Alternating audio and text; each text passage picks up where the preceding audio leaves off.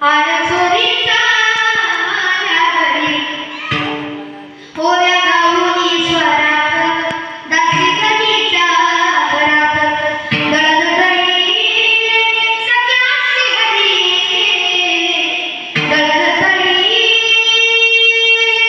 सख्याची हरी आळसोरीचा माझ्या घरी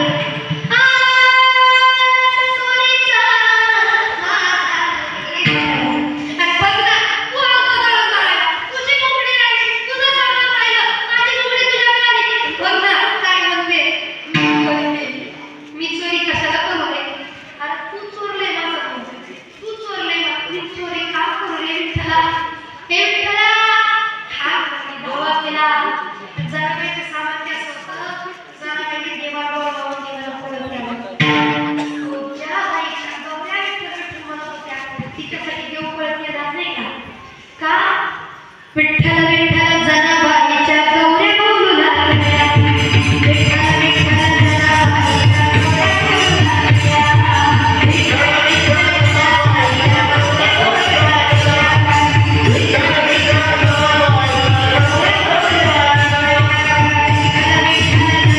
विठ्ठल जनाबाईच्या गौऱ्या बोलू लागल्या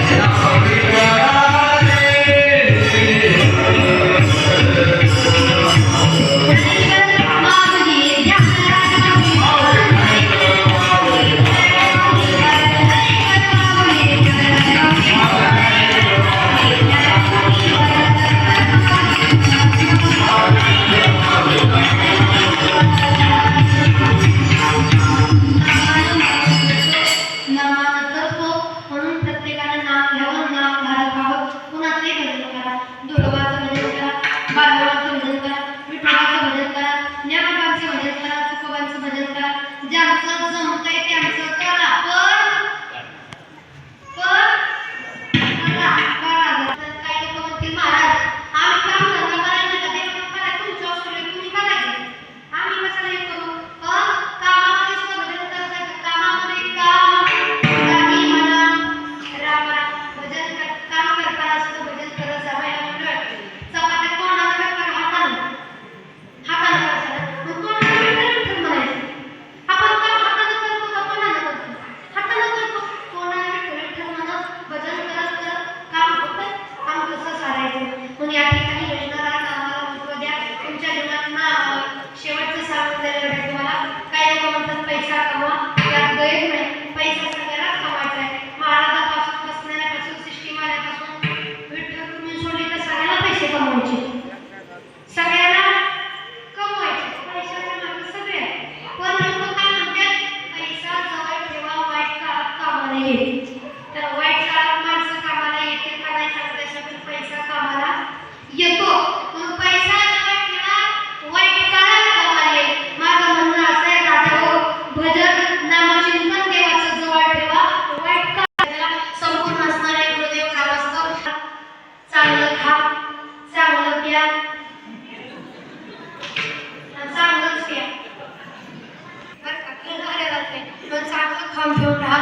अगदी भंडारकरांच्या आशीर्वादाने जर हा कार्यक्रम होतोय तर या ठिकाणी त्यांचं एकच म्हणणं आहे की व्यसनमुक्ती देश झाला पाहिजे, व्यसनमुक्ती आपला महाराष्ट्र झाला पाहिजे. आपला व्यसनमुक्ती सदाचारी युवक हाच खरा समाज सुधारेल. त्याला सत्याची पत्रिका वाचा, एवढा मंत्र जरी आपल्याला कळला ना तर जीवन सार्थक आहे. जीवनात भले भजन नाही करायचं जमलं तरी चालेल, महाराजाच्या पाया पडायला नाही जमलं तरी चालेल, पण कुठलं व्यसन करू करा, धर्माची सेवा करा. जाती जाती वेगळं होण्यापेक्षा धर्मानं एकत्र या, एकत्र राहा.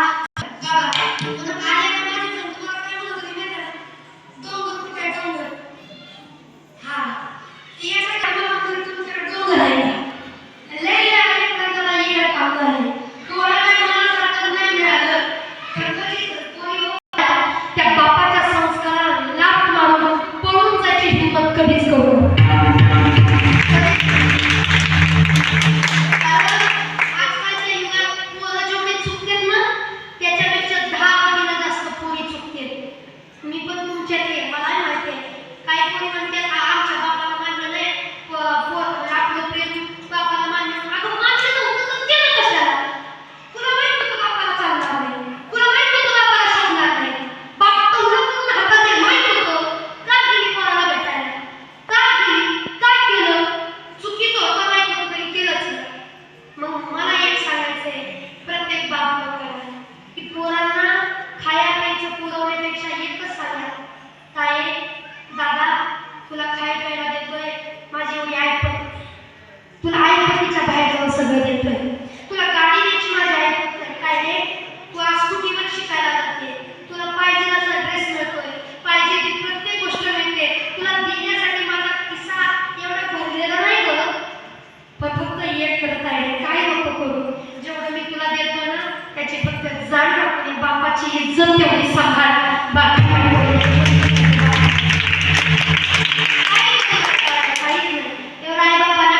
केले ना मला नवल वाटतं. अक्कलकोटच्या खाली कीर्तन होतं, अक्कलकोटच्या खाली मी असं सांगितलं की पोरींना हे थांबवलं पाहिजे, तुम्ही शिका ना, मोठं व्हा. नाही बाप आजकालचे आई बाप म्हणते पोरीचं लग्न करायचं नाही पोरगी शिकवायची, म्हणून तर हे आमचे बिना लग्नाचे राहिले का जी ती म्हणते पोरगी शिकवायची. सगळे पोरीला शिकवायला काही चांगली गोष्ट आहे, वाईट म्हणत नाही. आपले आई बाप जर शिकवायला गेले तर शिका, शिक्षण नाही शिकवायला तर ते शिवण काम असतं ते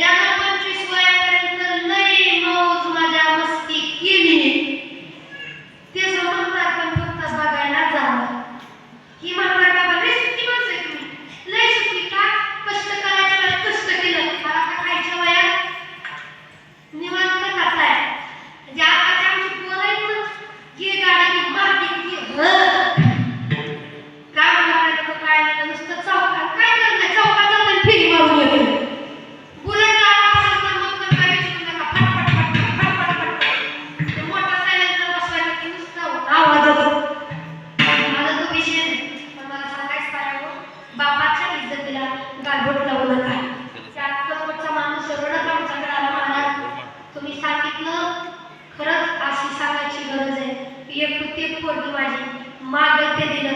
पोराचा लाड केला मला, पोरीचा लाड केला.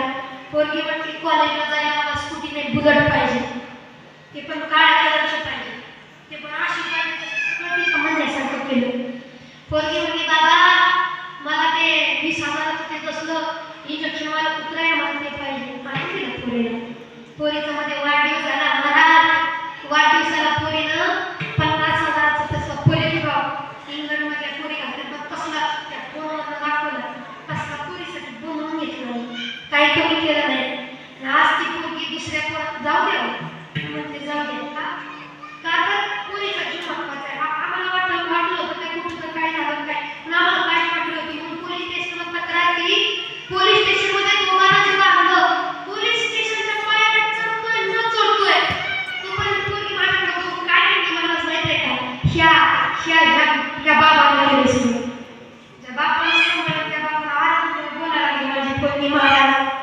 त्या क्षणी सगळं केलं मागीत गेल्यासारखं वाटतं.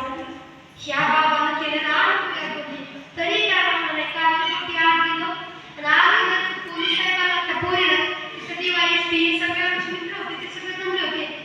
त्यांना पोरी काय म्हटली माहिती का, इथून पुढे याला सांगा याचा माझा काय संबंध, याचा माझा बापा म्हणते याचा माझा काय संबंध नाही. आणि पोलीस साहेब देवाचे साहेब तुम्ही आमचा त्यांचे मित्र, पण इथून पुढे मला याला जर काय झालं तर सर्वस्वी जबाबदार माझा बाप असेल.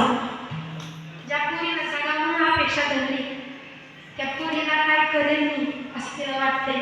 पिक्चरची गोष्ट लई वेगळी पायावर, पिक्चरची गोष्ट लई वेगळी.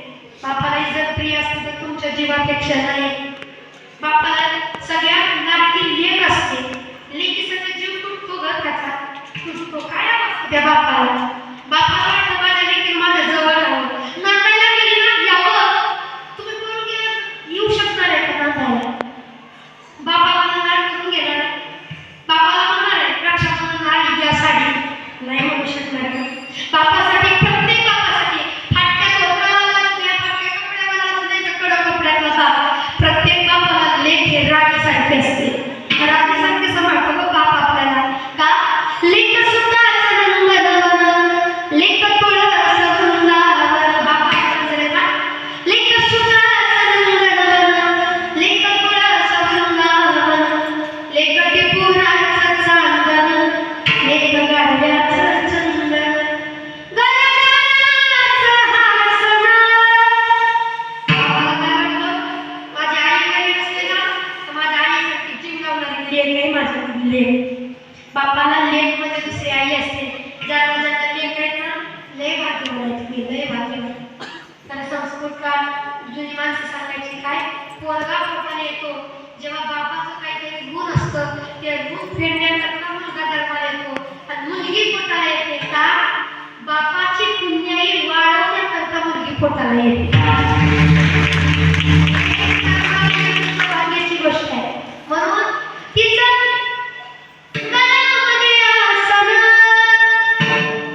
जणू आईचा सहवास तिचं बाजूला बसन, जणू आईचा सहवास तिचं बाजूला बसन. लेक सुखाचं नंदनवन, लेक तुळस वृंदावन, लेक टिपुराचं चांदण, लेक गाड्याचं चंदन. एक असं संस्कारानं प्रेमानं जवळ करणारी, प्रत्येकाला मायेनं टिकवून ठेवणारी असावी. मुलांना चांगले संस्कार द्या, चांगलं वागा, चांगलं बोला, एवढीच या ठिकाणी प्रार्थना. तुकाराम तुकाराम तुकाराम.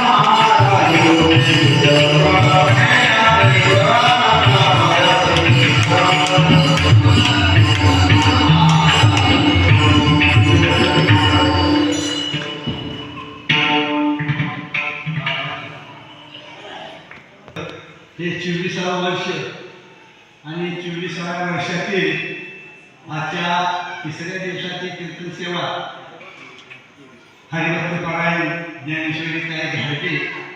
आता ज्ञानेश्वरीबद्दल बोलायचं झालं तर त्या आपल्याला नवीन नाट्य जोड ठेवावा, कारण त्याची बरीच कीर्तनसेवा या ठिकाणी संपन्न झालेली आहे. गेल्या वर्षी त्याच्या पाठीमागच्या वर्षी आपल्या या व्यासपीठावरचे कीर्तन झालं होतं, त्याच्याबद्दल गावात झालं होतं आणि मागच्या 2 महिन्यापूर्वी आपल्या आईवडिलांच्या पुण्यस्मरणाला झालं होतं. आणि त्यावेळी बऱ्याच लोकांची इच्छा झाली माऊलीचं ताईचं कीर्तन घ्या, आणि म्हणून मी बोललो महाराजांनी त्याने दिली आणि आज खूप सुंदर असं चिंतन त्यांनी मांडलं.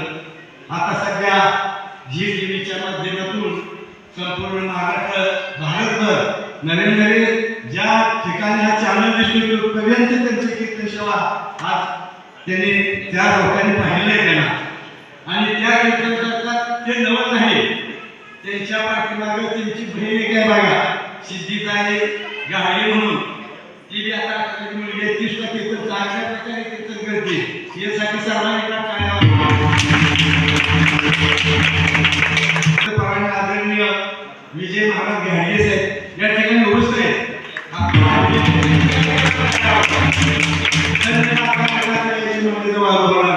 कोळी कन्या पुत्र होत गेले सात्विक, अशा कोळी कन्यांनी चांगल्या प्रकारचं संस्कार केलं आणि खूप सुंदर असं चिंतन त्यांनी मांडलं. त्याबद्दल आपल्या पारायण मंडळाच्या वतीनं आपल्या सर्वांच्या वतीनं मी आमच्या बरोबर देवस्थान ट्रस्टच्या वतीनं त्यांचं मनपूर्वक आभार व्यक्त करतो. आणि त्याचप्रमाणे या ठिकाणी त्यांच्या साथीला साथ दिली आपल्या पारायण मंडळाची सगळी व्यासपीठ मंडळी, गायनाचार्य मंडळी, मृदंगाचार्य मंडळी खूप सुंदर अशी साथ प्रत्येक कीर्तनात देतात. त्याबद्दल त्यांचं सुद्धा आपल्या सर्वांच्या वतीने मनपूर्वक आभार व्यक्त करतो. त्याचप्रमाणे आपले विठ्ठल रुक्मिणी आहेत, आमचे चौकदार साहेब आहेत, मेडिकल यांचं सुद्धा मनपूर्वक आभार व्यक्त